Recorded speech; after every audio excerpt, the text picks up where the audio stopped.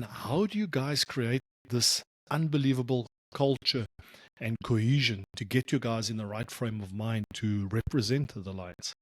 Firstly, part one, what does it mean? A genuine privilege and an honour, like genuine.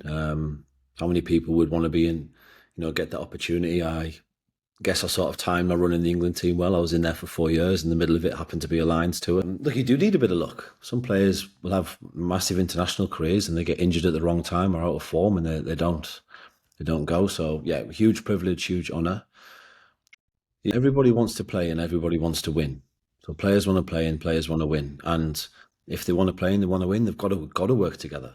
So it's almost it's a need. And I think players realise, well, the coaches that see me here, I've got imagine you've got a centre who's never played with the other centres around him.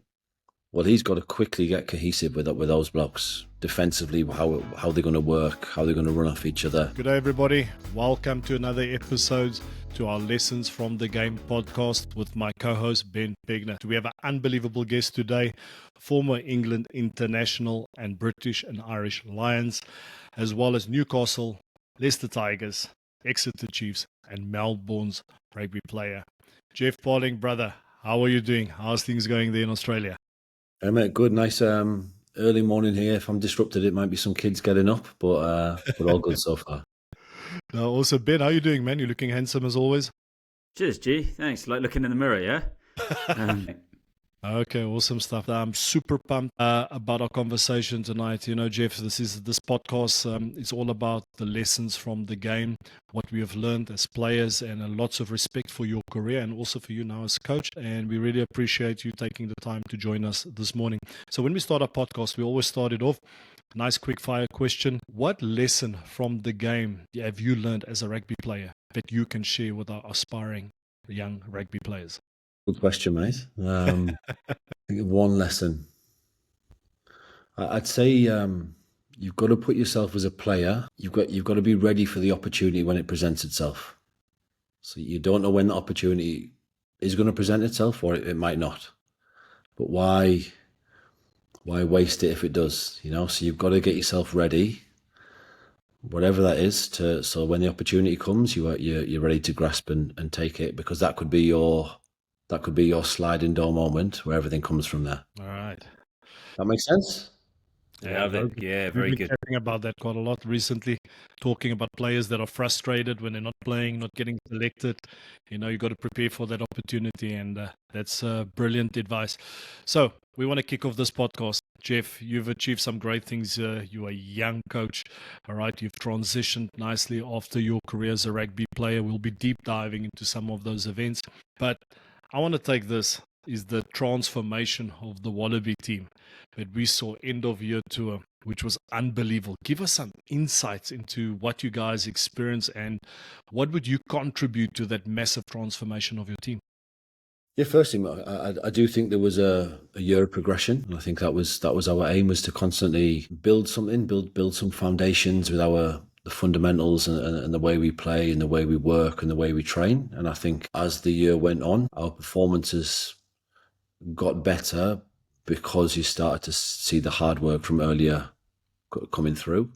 I still think that we're yet to ice one of those probably top 3 teams. We had a good chance against Ireland, and that one still doesn't sit well with me, that we didn't finish that one off, because I think they'd been in the top 3 in the world for 8 years.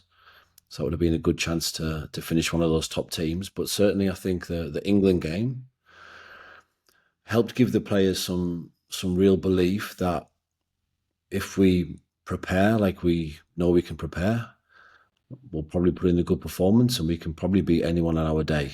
And that, I think that came from that first game. So I think it was a good year of progression. I still think there's a little bit to go to really consistently apply ourselves in those top games. Today's Lessons from the Game episode was possible thanks to the support of Harris Begley Financial Planning, headed up by former Blackheath player Matt Begley. They are the experts to speak to for tailored advice on investments, mortgages, insurance, and pensions, helping you plan for a future of financial security.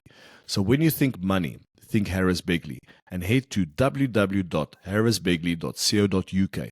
Approver Quilter Financial Services Limited and Quilter Mortgage Planning Limited, March 2025. So, Geoff, thanks for that. I think well done to you and your team. It's great being a South African. It's great to see Australian rugby coming back. I mean, that's what we want. The Southern Hemisphere dominating. Sorry about that, Ben. All right. But He's an Englishman. He's Australian coach He now. sounds way more English. Yeah. He's changed. Both now, mate. I'm a citizen of both countries. Citizen. Oh man, Yeah. you got it good. You got your bread buttered on both sides. Awesome There we stuff. go. That's beautiful. But Geoff, what I would like to deep dive in, I was listening to a podcast the other day with my former coach, Jake White, coach the Springboks. At the age of 40, he won the World Cup, and as a young coach, and you got involved in international rugby quite early as a coach. If I'm not mistaken, was in 2020 for the first time. Correct, yeah. Take us through that. How did that happen? Obviously, the last club you were at before you stopped playing was the Melbourne Rebels. Tell us that story. What is the backstory? How did that come about? Well, look, I found my transition fairly easy, and pretty smooth. I think first of all, I was ready for the transition. As you know, the body can sometimes be clinging on at the end of your career, and I probably was clinging on maybe a couple of years too long. I started coaching at the Rebels when I'd only been there for one 6-month season. So it's not like I was suddenly coaching players I'd got to know for 10 years. You know what I mean? I was there. I was much older than majority of the playing group anyway when I was a player there. And I found it easy, mate. Look, even when I was playing back in the UK, I'd be constantly coaching. I probably started my external coaching career when I was 19, 20 in Newcastle Academy. I'd be coaching Newcastle University. I felt like a semi sort of coach on the pitch anyway, because I wasn't a particularly good athlete. I wasn't the guy who could just give the ball to, who could do some wonderful things. My role in the team, I felt, was to really, really know the game, learn the game, have some awareness of what I need, what others need. And so it probably lends itself to coaching in a way anyway. So that transition was pretty smooth. Look, in 2020, I worked with Dave Rennie. It was a strange time because it was during COVID. So I ended up being away from the family for 6 months. They were in lockdown in Melbourne. Melbourne was the most locked down city in the world at the time. So it was a strange one, mate. It was really good to be, start coaching at an international level, but it's quite strange never having your family in the crowds or not being able to see them as well. It wasn't different to how it has been this year. When you've got people, supporters, it was, as we know, 2020 was a different year for everyone, wasn't it? Yeah.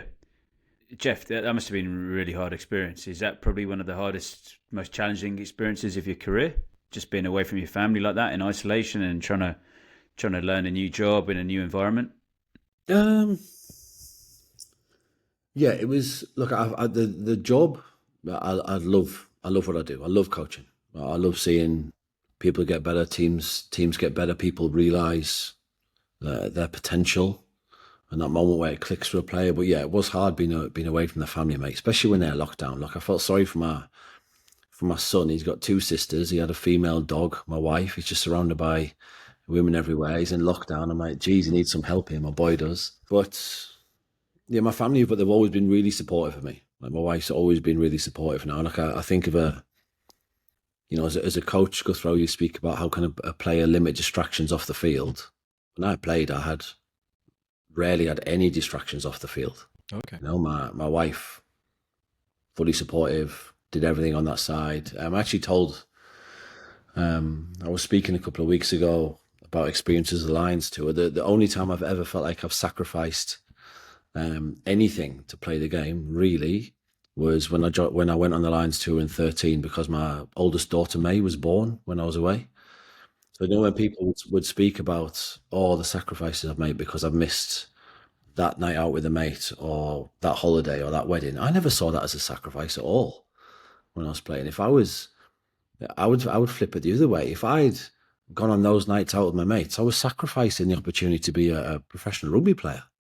like I completely saw it the other side. But that time on the Lions too, that was the only time when I look back now, I feel actually I missed my daughter's birth, bit of stress on my wife. Didn't meet her till she was 2.5 weeks. That was the only time I've sacrificed something really for rugby. Oh, that must have been hard, mate. I'm glad you brought the Lions up so that we didn't have to. You must get badgered about it all the time. But obviously, everybody's talking about the Lions tour. You've in this incredible position where you've actually played and won a series as a Lion against Australia. Now you're coaching against the Lions. What's that like? That must be incredible. Mate, look, it's going to be great, but I don't. It doesn't feel any different to just preparing and coaching against another team, and I honestly mean that. Maybe when the tour comes round and you see it filling up with fans the day before a game, and you see shirts everywhere, it might feel different. I don't know, but at the moment, it doesn't. It's going to be a great experience, but just as coaching against Wales was last July, it's I know it's a big moment, once in a 12-year, occasion for our players here. But at the moment, mate, it just feels it's going to be great. Let's just make sure we prepare, and what can I do in these next 5 months to get us ready. Geoff, I was fortunate enough to play against the Lions in 2009, and it was intense. It was crazy, all the people, the fans, and it was great for the South African economy, by the way. So thank you for everybody that came to support the British and Irish Lions. It's brilliant. Got a few free drinks as well at the same time. But Geoff, what was always intrigued me is that you've got this group of players coming together for the first time. Some of them might have played together at club level for their country, but all of a sudden you've got England, Scotland, Wales, Ireland. You've got all these teams come together. And so I've got a two-part question. Firstly, what does it mean to you to have represented the Lions? And how do you guys create this unbelievable culture and cohesion to get you guys in the right frame of mind to represent the Lions? Firstly, part one, what does it mean? A genuine privilege and an honour, like genuine. How many people would want to be in, get that opportunity? I guess I sort of timed my run in the England team well. I was in there for 4 years. In the middle of it happened to be a Lions tour. So, look, you do need a bit of luck. Some players will have massive international careers and they get injured at the wrong time or out of form, and they don't go. So, yeah, huge privilege, huge honour. And what was the second part? How do you get these teams to come together? Yeah, so it's always intrigued me. We always see the highlights, or sometimes we see the behind the scenes videos. We see there's a good bunch of laughs going on. There's great team spirit. So obviously the amount of players you have, the best in their position, they're there for a reason. And obviously we know the common reason you're there to represent something bigger than yourself and your country at that stage. But how do you get players, and I'm not talking about egos, but guys of such high standard together and getting them to work together? Because we all know at some stage everybody wants to play. Everybody wants to play in those test matches, and sometimes you're playing in those weekday games. How do you guys get everybody together? Obviously it's different with each Lions coach. You said it there. Everybody wants to play and everybody wants to win. So players want to play and players want to win. And if they want to play and they want to win, they've got to work together. So it's almost it's a need. And I think players realise, well, the coaches that see me here, I've got imagine you've got a centre who's never played with the other centres around him. Well, he's got to quickly get cohesive with those blokes defensively, how they're going to work, how they're going to run off each other. And if he doesn't, he's not going to play and he's not going to win. So there's almost the fact that because you've got the best players, that they understand the carrot at the end, what it is, this opportunity to play in some test matches. They know we've got to quickly get this team to gel. I've got to put my best foot forward. And the way of me putting my best foot forward is to train and play really well, but also get more out of that bloke next to me and that bloke next to me. And if I'm doing that, then I'm probably going to play in those test matches. Do you know what I mean? I think the best players, they know what they need, but also what those players around them need to put in big performances.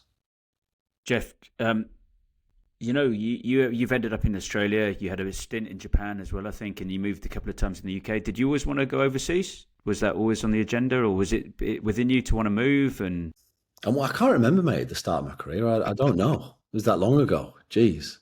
Too many Yeah. concussions. Look, I never moved around as a child. So my parents are still in the same house that I came back from the hospital in when I was a baby. Do you know what I mean? So I never Wow. moved Okay. around. Yeah. Didn't go abroad, hadn't been on an airplane until I was 16, 17. So I was never really travelled when I was young. And I think when I got towards the end of my career, I thought, isn't this a great chance to go on an adventure with my family and try and take them abroad somewhere, different culture, different experience, because I don't know when I'm going to get one again. So I probably did the opposite of what lots of people would do when they finish playing, is they normally take sort of the most secure contract with the most money on offer. I sort of did the opposite. I got the Melbourne Rebels GM. I loved Melbourne when I came on the Lions tour, and I knew someone working here. So I got the GM's email, and I emailed him just saying, "Hi, mate. It was Baden Stevenson, who I was our CEO. It's like, Geoff Parling here. Would love to come and play Super Rugby and love my time in Melbourne. Have you got a spot for me next year?" And that's how I did it, mate.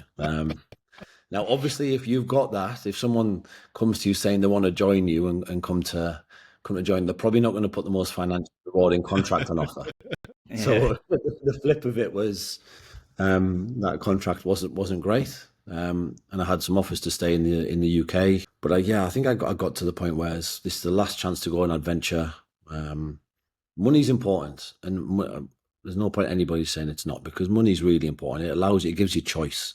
It allows you to do things, especially when you've got families. But it's not the be all and end all for me. I think memories are more important. Now, money helps those memories, of course they do. But I thought, this is the chance for my family to go and make some memories. So I signed that. It was only a 7-month deal at the Rebels, and I actually had a 6-month void. Contract finish at Exeter, and I had 6 months before I was going to leave. And I was like, right, I could stay in the Prem on a little 6-month gig. Do I take a bit of time out? Like I said, I was clinging on with my fingernails. What do I do? And I actually got a message from Ben Herring. Do you know Ben Herring? He used to be at Leicester. Yeah.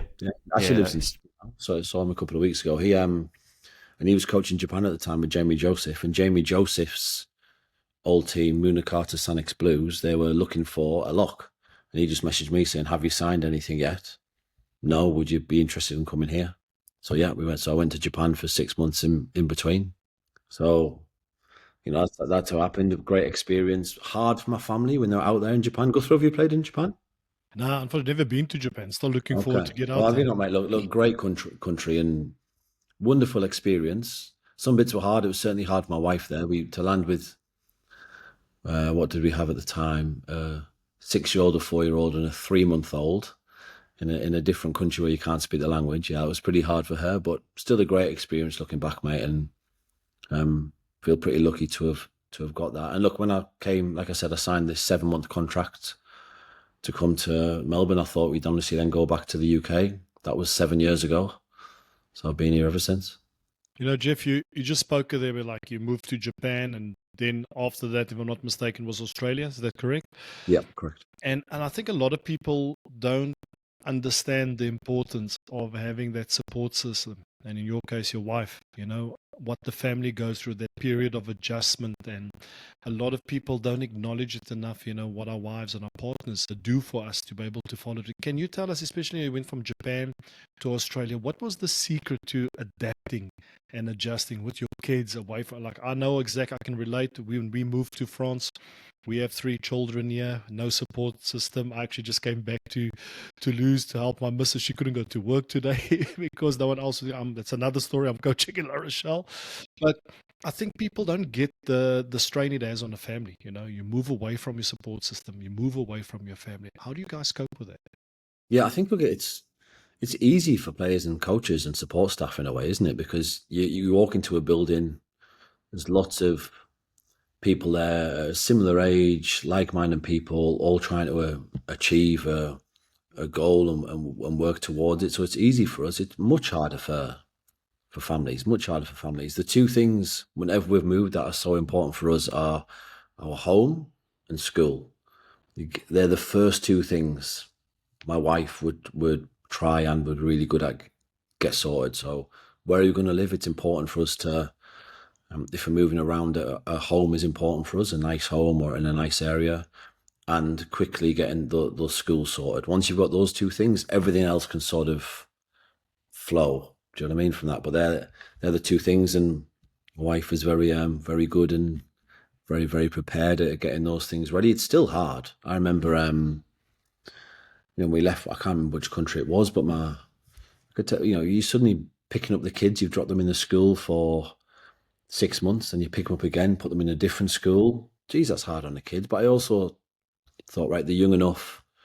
They're probably kids are more resilient than people think. Yeah. A good chance for them to grow as well. So there's that balance there, isn't it? I think it's harder as the kids get older. But I don't know. Are you doing the right thing? You never know, but you'll make it the right thing. I'm so glad you opened up that can of words talking about resilience. This is something we're passionate about, Geoff. As rugby players, we experience as fathers, as husbands, any purpose-driven human. There comes times in our lives, but I want to talk about in your career. Can you share with us a moment where it was really tough in your career, where it was really hard?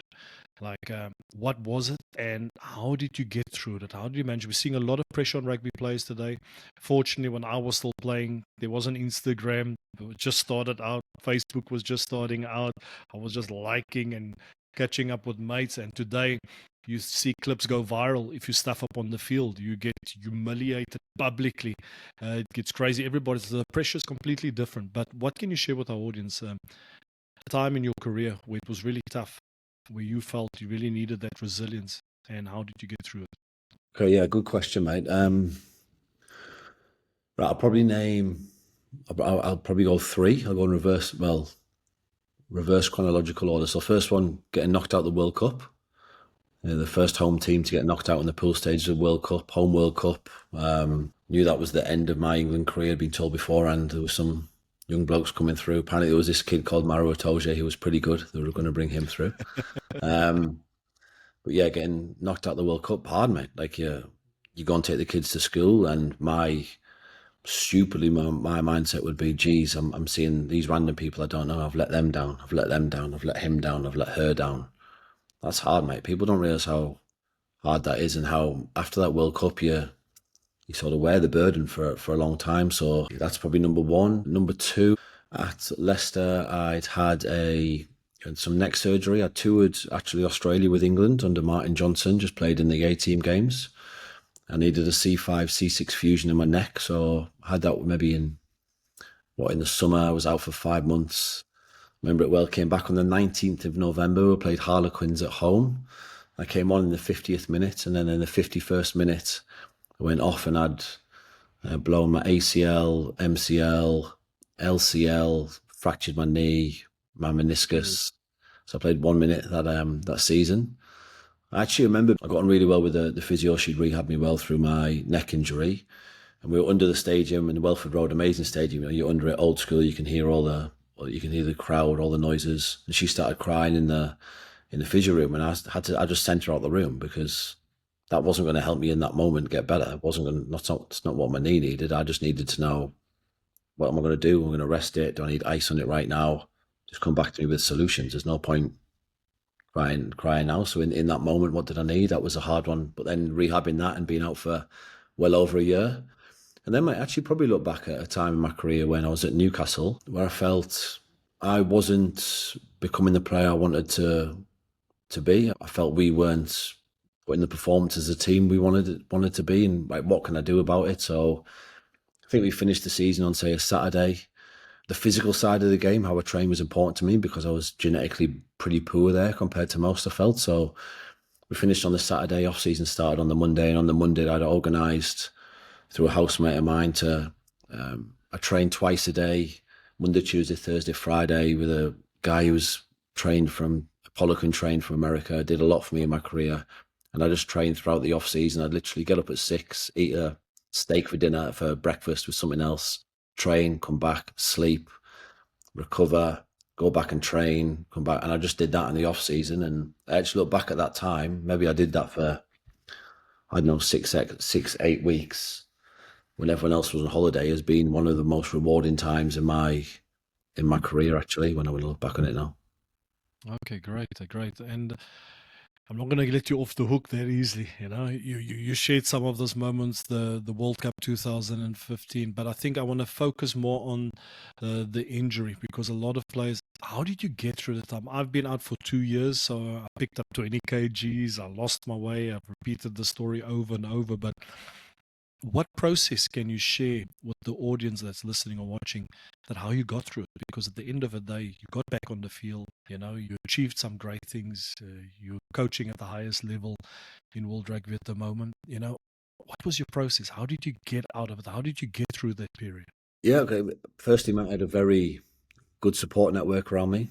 Again, my wife, really supportive. I was very lucky at the time. She sold knees and hips as a job, medical devices. So Okay. when I got home, she went and got a knee model out of the garage and came and showed me, this is what you've done, this is what you've done. She called round people she worked with who were with all the best surgeons in the country. The club at the time, I was going to see a different surgeon, and I called round, and my wife said, no, this bloke is the best surgeon in the country for what you've done. So I told the club I was going to go and see that guy. That's the one I wanted to go and see. And luckily I feel I had one of the best surgeons around who did a very good job on my knee. I felt medically I was well looked after at Leicester. So I had the support network of my wife at home, medically looked after on the pitch. Look, Cockers gets a bad rap for some things and can be brutal, but I found for injuries and family things he was exceptional. And I know I'd agreed a new 2-year deal maybe a week before I did this knee injury. So I'd agreed this 2-year deal. And to be honest, it hadn't actually rung through my mind. It hadn't gone through my mind. I just thought about how getting better. But he rung me maybe 2 days after the injury. He was like, don't worry about your contract. Nothing's changed from our side. It's still there for you. So I had support of my wife, had the support of the medical team, which I thought were really good, including, input from physios, medics, doctors, S&C staff, really good there as well. And then I had Cockers at the club saying your contract's still there for you, just get yourself fit. That's a pretty good support network for me, isn't it? And I don't think many players, so if someone's at a club, God, you need that. Now, I'm not going to lie, there's times, Gurthro, isn't there, Ben, when there'd be times I was always very good in the moment of when I'm training, I'm playing, like, what do I just need to do in this moment to win this moment right now? What do I need to do? What's important?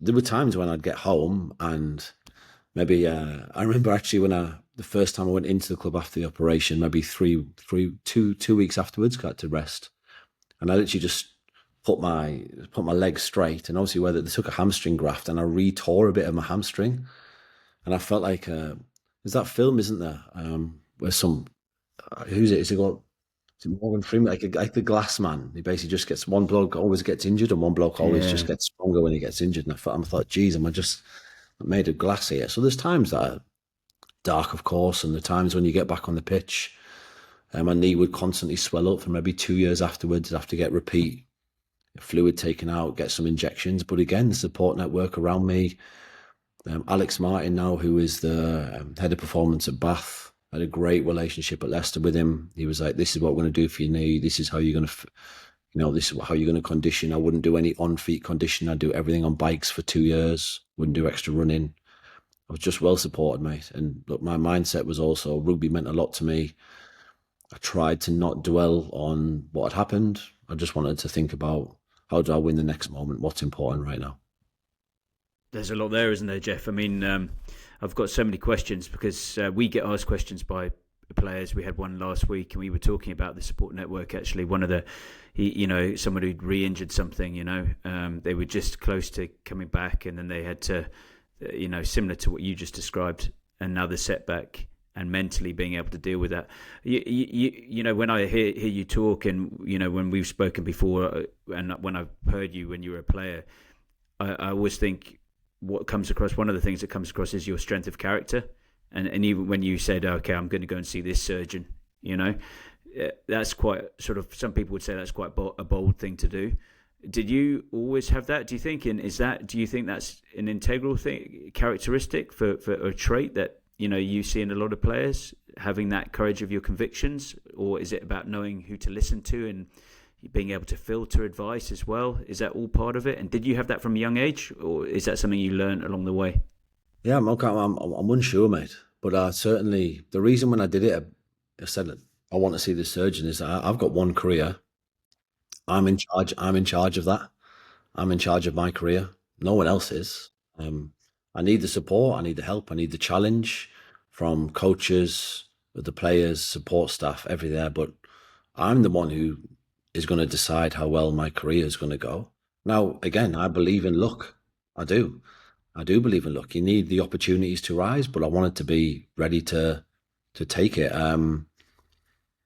Yeah, so I just think, well, did I always have it? I'm unsure, mate. I was a shy kid when I was young. Would have I said that when I was young? I don't think I would have done. No.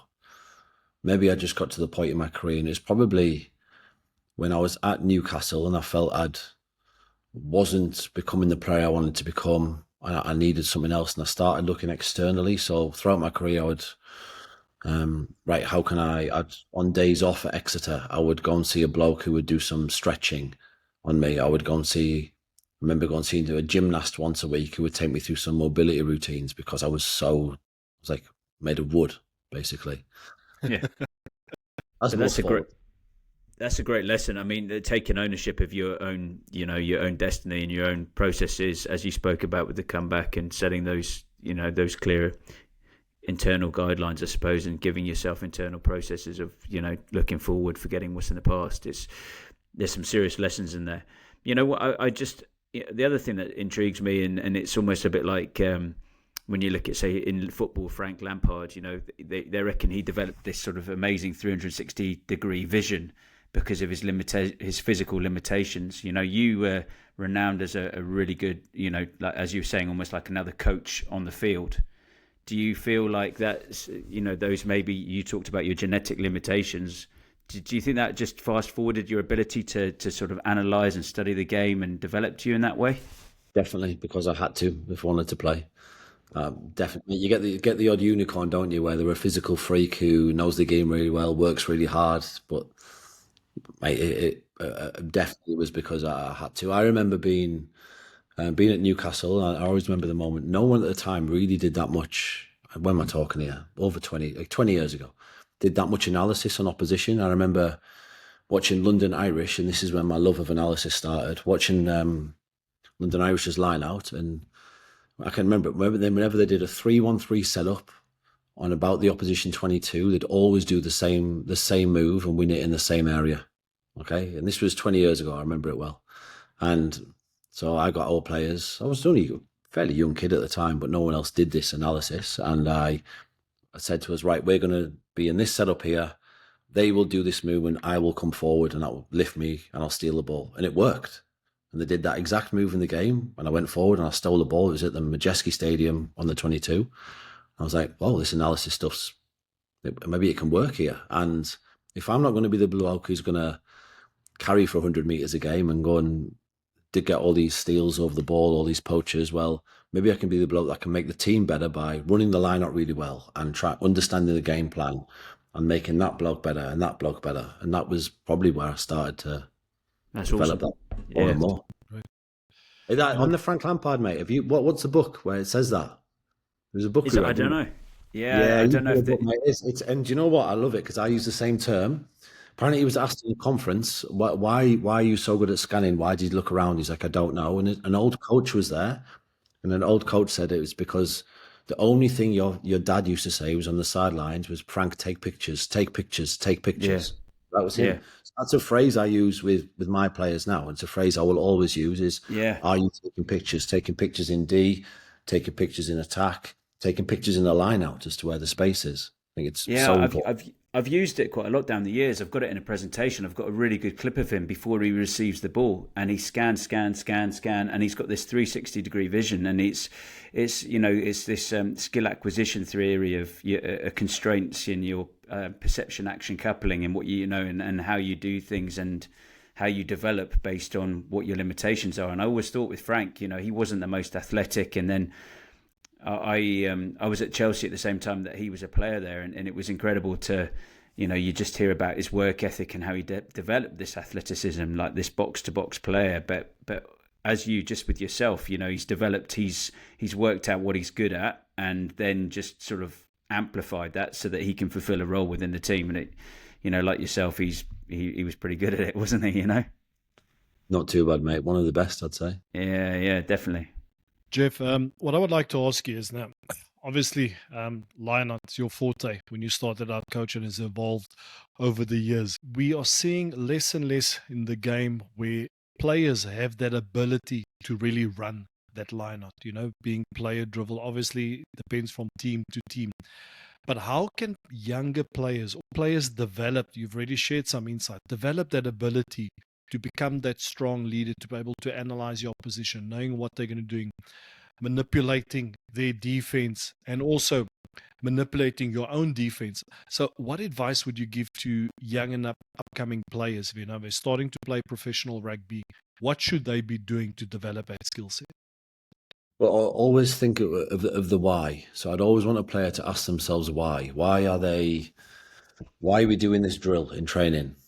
So they know the outcome. Why is that team, they might watch a game. Why are they doing that? Why have they made that call? And this is everything to do with the game, not just lineouts. But I think the best players are really curious, really inquisitive, always ask themselves why. Sometimes I watch games and I see a team, if I just break it down on lineouts, do this movement with all these different moves, and I'm looking at the defence and I'm thinking, why have you called that against that defence? Is it because it's something you practiced during training that week?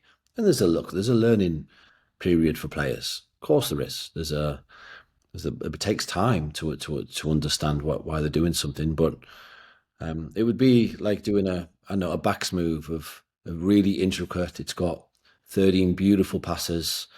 The people in the crowd saying, "Oh, that's magical," and actually, the next ruck is 10 meters behind the gain line. Do you know what I mean? Why would you do it when you can just go forward? So yeah, first we have a player ask themselves why. Also, how are they being coached? Like, we're probably seeing less players really want to take charge. But what's the environment though? I guarantee the best environments, if they're in the best environment from a young age, where they're pushed and the environment facilitates them learning and taking charge of a line, they'll probably come through and do it. I do think there's over coaching now, probably around the world. Yeah, you want to make people technical experts, of course, but sometimes the body can find its own way, and sometimes you've just got to put them in situations and let them figure it out. There's nothing wrong with giving young players, allowing them to leave a session or a meeting with actually a question in their head. They don't always have to be given all of the answers. So a big thing I'd say is how are they coached from young age? Again, I feel very lucky. I had John Fletcher and Peter Walton as my academy coaches after Paul McKinnon as well. He did a New Zealander there, then John Fletcher and Peter Walton. But all my academy coaches were guys who wouldn't overcoach really. Every training session, every game we played was about developing game sense. It was about taking pictures, and that probably just then flowed through into my love of set piece and a line out as well. Geoff, thanks for that. That's brilliant. I think for all the young players listening, you need to be a student of the game. You need to be passionate about learning, and every time you're on that field is an opportunity to learn and become more experienced. Years ago, I spoke to Jace Ryan before he became the All Black coach, and I always spoke to him back then, being someone that's passionate about the scrum. He was also passionate about the scrum, and it evolved into something greater. And he always said, be a specialist in one area and then start to level up in other areas. So we do see this in rugby, where a lot of coaches become a specialist in one area, and then they evolves into something different, becoming the forwards coach, becoming the manager, they're going to defense.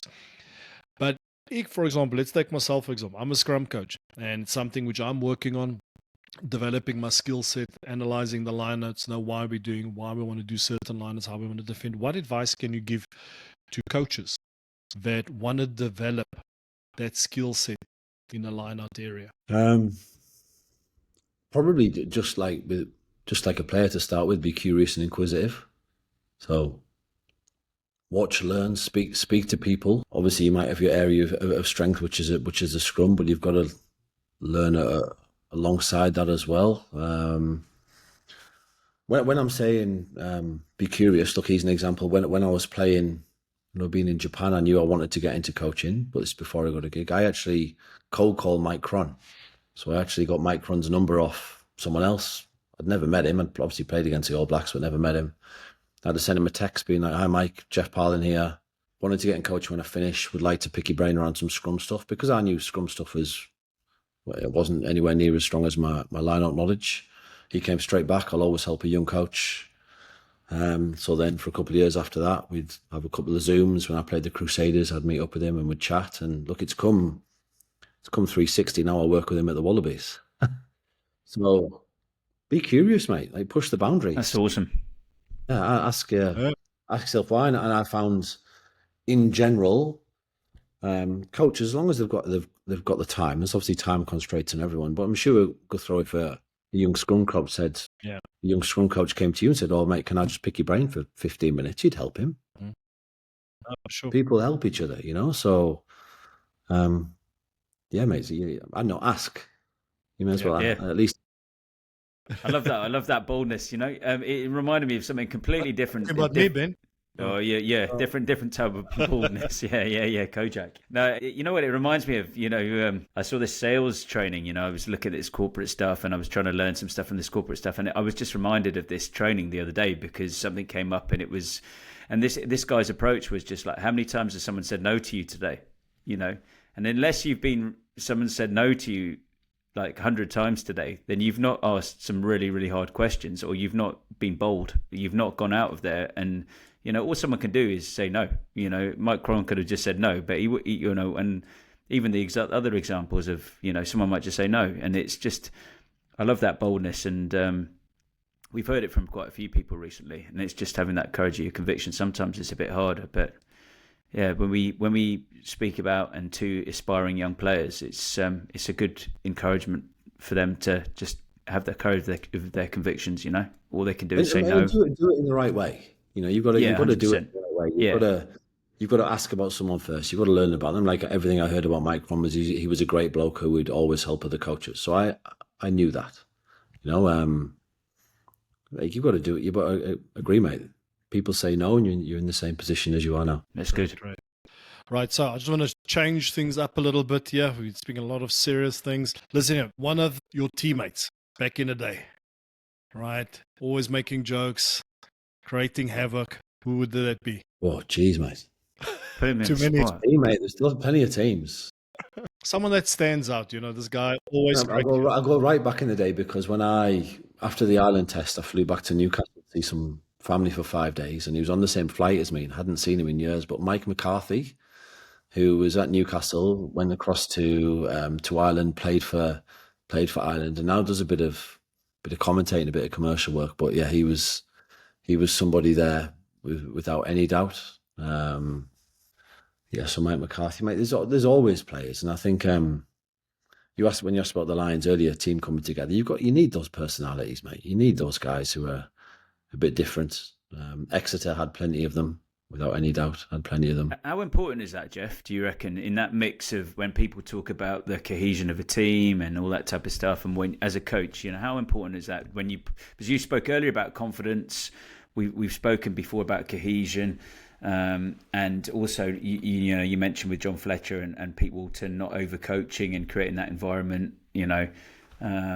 You see teams. I'm intrigued by this because a couple of years ago, I think the Barbarians, they come together for a week. They play in London against the All Blacks and they beat the All Blacks, and they've been out pretty much every night that week. And I'm thinking, it's not rockets. We overcomplicate things so much with so much shape, and how much those guys that lighten the mood, that make it enjoyable. How important is that, do you think, in that whole sort of mixture? I think they're critical, mate. Critical. So obviously, a team has some non-negotiables about how we behave, how we do things around here. You could say that's the team's culture, but then you just want people to be themselves. My worst time of the day when I'm coaching is if I ever go in a meeting and all the players are silent before the meeting started. Okay, I would hope I walk into a room and the players might already be there getting ready for this meeting, and I would hope that they're laughing, joking. There's noise. Does that make sense? And I think often when a team first comes together, maybe it's quiet to start with, but you're looking around and you just be yourself, lads. I want you, as long as when it's time to flick the switch and it's time to learn, you learn and you're doing things the right way. But I want to hear noise from the change room. I want to hear after training. I want to hear laughter around the environment. Of course we do. Why wouldn't we? Yeah, Why 100%. wouldn't we? As long as we're working hard, when we've got to work hard. But laughter and humour are only going to help the environment as well. You had a couple of jokers in that Bulls team, didn't you? Man, not just the Bulls, but we had a few in the box as well. But Brian Abana, he had this obsession at the stage with masks. He would buy these masks on tour, and I remember we had an unsanctioned poker game on a Tuesday evening just before our day off, and obviously we had some fluids, which put us in a great state of mind. And Donnie Rousseau was actually leaving our apartment, was in Christchurch. And Brian Abana thought it would be funny to give Donnie Rousseau a scare. and when Donnie Rousseau saw him, and Brian just came, boom! And Donnie grabbed it and was loaded up. And he just ripped him, it's me. So, but Brian would always come with those pranks. But the biggest guy was Geoff Parling. Yeah. Geoff Parling, the centre. Oh, man. Everything he said, everybody would just keep on laughing. You would never sit on a bus. You would always stand in the middle of the bus by the steps by the toilet, and he would just be chirping, just be going at it. And I think I have told the story before, but 2007, we got received in Paris by the mayor, and our team manager back then, he got the names of the players wrong. So we had this youngster, Francois Steyn, and we introduced him as Francois Pina. And, Francois Pina played in the 95 World Cup. And then Wynand Olivier came in, and our team manager introduced him as Wynand Klaasen. So anyway, long story short, got back on the bus, and Geoff Parling, we used to call him Mossie, all right, which was a type of bird back in South Africa. And he just started chirping. He just started going. And he said, "Coach, stop the bus. And Jake White's like, "What's wrong, Mossie? What's wrong? Coach, there's two players who are not on the bus. Francois Pina and Wynand Klaasen's not here." And the whole team just burst out laughing. So, yeah, I totally agree. It's important. And you touch based on something there. You need to have that laughter. You need to have that vibe. But what is important, you need to have that switch. You get different profile of players. Yeah. You get some players that can kind of joke like 5 minutes before the game, but when they step up to the line, they go. Yeah. Other players. So how do you create that kind of balance? How do you create the conditions where everybody can prepare accordingly for the game? It was great when the Rebels, we used to share a training pitch with the Melbourne Storm, and so you'd see the Storm, one of the most consistent league teams in the world for a number of years, and you'd watch them train. And when Josh Adokar was there, I always remember he would. When the drill was on, he was the loudest. He was screaming. He was ripping in. He was going to, and as soon as the drill stopped and it was a water break, he'd be getting the ball. He'd be trying to kick it at the team manager's head as he's walking along. He'd be laughing and joking. He'd be doing whatever. Then the drill would start again, and he'd flip straight away back into Iran to work. And I thought that's a great environment. That's a great way to be able to flip that focus. And I think the best players have that ability to, when they need to focus, they know when to focus. That's what they have. I agree 100%. You've seen that down the years. It occurred to me in November watching you guys. We met up in November just before you played England, and then we haven't spoken since. But not that's a bad thing, but that came out wrong, didn't it?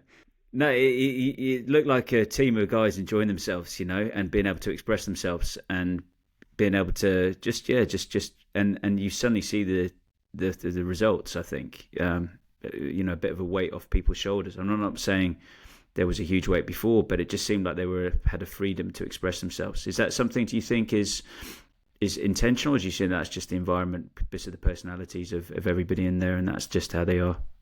Yeah, a mix of everything. I think an important thing for us was we saw even in the last week, the Irish week, there'd be some players that hadn't played much in that tour and didn't play in that Ireland game, but were still contributing really, really well in that last week, and were still ultra professional, and then we're still having a laugh off the pitch. And I think it can be hard for those guys. So I think you're doing something right if those fellas that aren't playing that much still feel like they are involved, still feel like they're contributing, that they belong, and they're still having a good time. Yeah, 100%. You got some wise heads in that coaching staff, haven't you? The likes of yeah. Geez, I I'm think. going to need Micron's number, by the way, so I can do that cold call. Been meaning Yeah, to just get on it, mate. Yes. Yeah. Jeff, we all played with some great players, and I always talk about I played with guys like Victor Matfield and Farid Dupree. Those guys, they really raised standards back in the day. We were in the Bulls, we were playing in Super Rugby during that era. We won those back-to-back championships. We were like super fit, and Victor was leading from the front, and he was just like consistent in his efforts. And when he got stuck into us, he would back it up with his performances, but also with his work ethic. Are there players in your career that you played with that had that impact on you? That allowed you to level up your game. You were talking about it earlier. It's about raising everybody around you, raising them up, leveling them up. Who are the players that did that for you? I was very lucky when I came through the academy at Newcastle that Johnny was there, who was obviously one of the hardest working players in the world. Now, there was probably an element where he probably overdid it sometimes, almost overtrained. On a day off, he'd be there kicking for hours. But as a young kid coming through, and you look up and you think, right, that bloke's the best player in the world, considered the best player in the world. Well, hang on, he's also the hardest working player I've ever seen. Geez, that's an example, isn't it? Like straight away then, you put two and two together. Oh, well, if I work really hard, then I might become a better player. So he's got to be the main one, mate, as a young player coming through. Look at the guys then. There'd be a number of them, mate. Leicester was different. It was hard working in a different way that was driven from the top and then filtered down, but the players took hold of it, and that had that sort of old school mindset around it. I think there's always, but is it just the one that sticks out for me is as a young player coming through at Newcastle. Johnny, one of the hardest working players and a good bloke to go with it as well, was a great example for everyone there. Yeah. Jeff, today as a coach, we spend a lot of time, preparing the team. I know with the international periods, there's certain periods that you're not with the team, but with people don't get, you're constantly working. You're visiting teams, catching up with players, putting things into place. But I think my question is how do you deal with the mental load? Sometimes we get so consumed in our little bubble. We're trying to maintain balance with our family, but what do you do just to deload mentally? All our coaches here in La Rochelle, we're all obsessed with paddle. I got injured thrice now in the last year, pulled my calf muscle after putting my hamstring. But what do you do just to keep yourself sane? Just obviously we spend time with our families, but is there anything in particular that you're doing to manage that load? Yeah, I know when I coach best, firstly I'm exercising regularly. So it doesn't have to be daily, but it's regularly, and it's normally on a morning. That's my main thing. I need to have at least an afternoon a week where I have some time away from my laptop and away from the game. And I guess then if I'm away as well, that my family are happy back at home, which my wife's very, very good at organising that as well. But if I do those things, and especially the exercise thing, then I know I'm going to become a better coach. I'm going to coach better. Whereas might have those weeks where you can get lost in the laptop, and I'm not. Yeah, I might feel like I'm working hard, but I'm not working smart. Because when I get out on the field and I'm up in front of a player, I'm just having a casual conversation. I'm not as good. So there's a balance, isn't there, mate? You've got to get that balance right. I think the best, the best coaches, they know what helps them coach better, and that might be that they need to do something else in the day that isn't coaching. Also, I guess it's back to that strength of character thing, because sometimes you see, especially maybe not in your position, but I've seen younger coaches, and they feel like they need to demonstrate that they're working hard.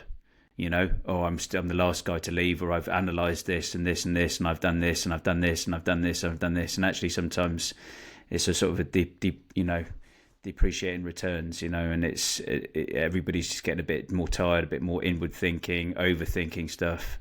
It's interesting. Geoff, I was a bit of a change of tack, but Eva the Six Nations, are you watching it? Have you been following it? And will you be watching this weekend?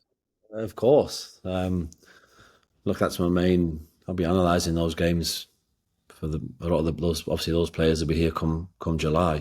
Yeah, it's going to be interesting, mate. Especially some of those that first block of games. What do you think? I mean, people are talking about it being one of the most competitive Six Nations for a while for lots of different reasons. What's your overriding thoughts about it all? I think the Gurthro probably know better than me, but the French team have been good this last year, but haven't been quite as good as they were the years before that. I don't know if I'm unsure as to how they'll go. Other teams, lots of strength there. Obviously, we know, Wales have been struggling these, for some time now. Gatland probably works best. Well, sorry, doesn't work best, but can probably play the narrative, backs are against the wall, and can pull the team tight. There. Actually, I can't remember which home games they have.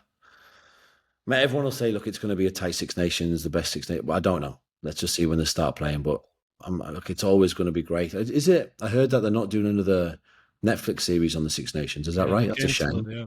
Yeah, they did cancel it apparently. Yeah. And why is that? I don't know. I didn't even see the other one. I think they didn't.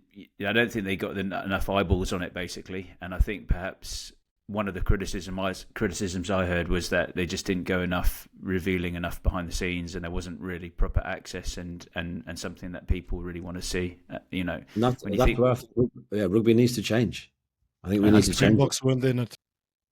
There you go, Springbok. I think look, I'm a rugby traditionalist.